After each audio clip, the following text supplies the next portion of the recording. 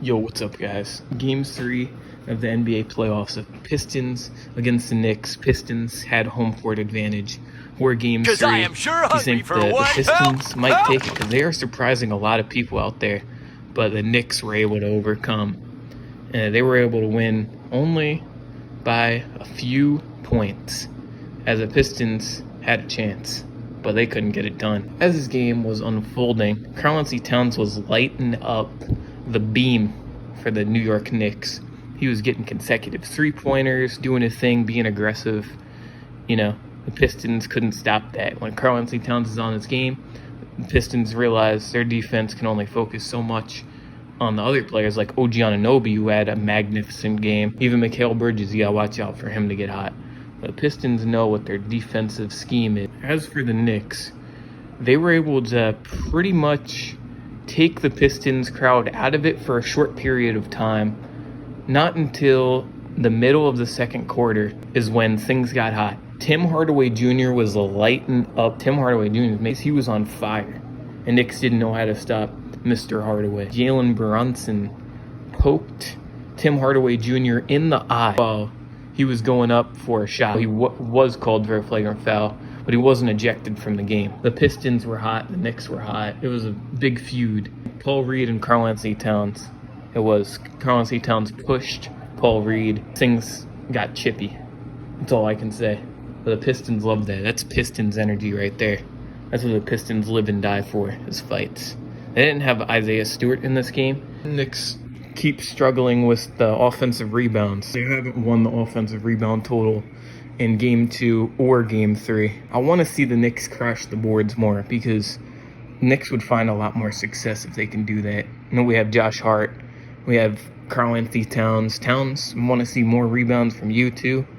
But Josh Hart, you know, he's gonna crash that glass. You know, Jalen Brunson got hot in this Game 3, and I want to say the Knicks are putting too much pressure on Brunson to catapult them to a victory every single time, because there needs to be more of a placemat. You got Karl-Anthony Towns. I want to see Towns be more consistent. I want to see Mikal Bridges be more consistent. And this Knicks team is, it's got me a little shaky. The Pistons are playing with a lot of energy. They got that young star energy. Moving to the end of the game where the real fun happens, it got crazy in the fourth quarter. Yep, there's not much time left. So Tobias Harris gets in the corner, gets an open shot, nails the three. No, 0.5 seconds after the foul is done to Jalen Brunson. Jalen Brunson makes first free throw. Since there's only 0.5 seconds left, he intentionally misses the second, but the buzzer goes off before it even touched the damn Pistons. So the buzzer went off for no apparent reason. The game was technically rigged at that point for the Pistons fans. And then the Pistons completely sold the game as Jalen Duren inbounded the ball. I would have rather had Tobias Harris inbound the ball. At least he's a little more smarter in the playmaking aspect. You can't underrate him in that. And I would not have Jalen Duren. He made a terrible pass to Cade Cunningham. The game finishes. All-Star Thompson plays with amazing hustle, getting them boards and playing aggressive. The Knicks don't know how to handle that. If Thompson was able to score more points efficiently in the paint, it would have been a different story. Or if Tobias Harris didn't get into foul trouble, it would have been a different story. Malik Beasley going 4 for 14. It's only 12 points. That could have been a different story. And Beasley was not hitting his shots, but that's credit to the Knicks defense. Knicks knew how to handle that, because when Beasley gets hot, things get messy.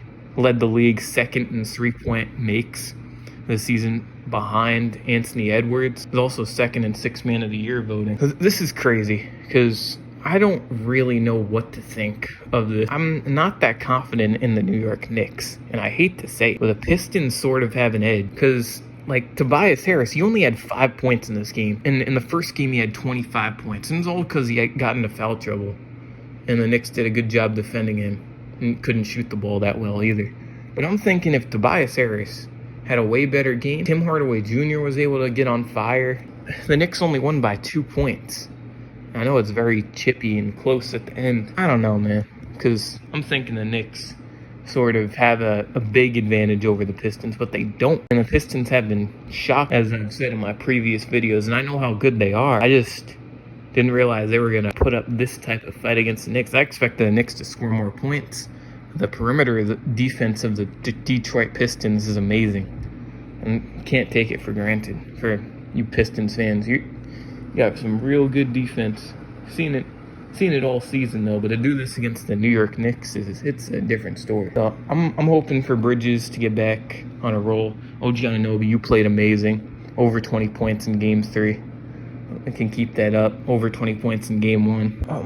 Hopefully, I want to see the Knicks be more assertive, more aggressive. I want to see Jalen Brunson get more passing and playmaking and facilitating, because I think if the Brunson does that more and doesn't take all the pressure, what I'm expecting for Game 4 is that the Pistons somehow get another win against the Knicks, because Pistons crowd was lighting it up.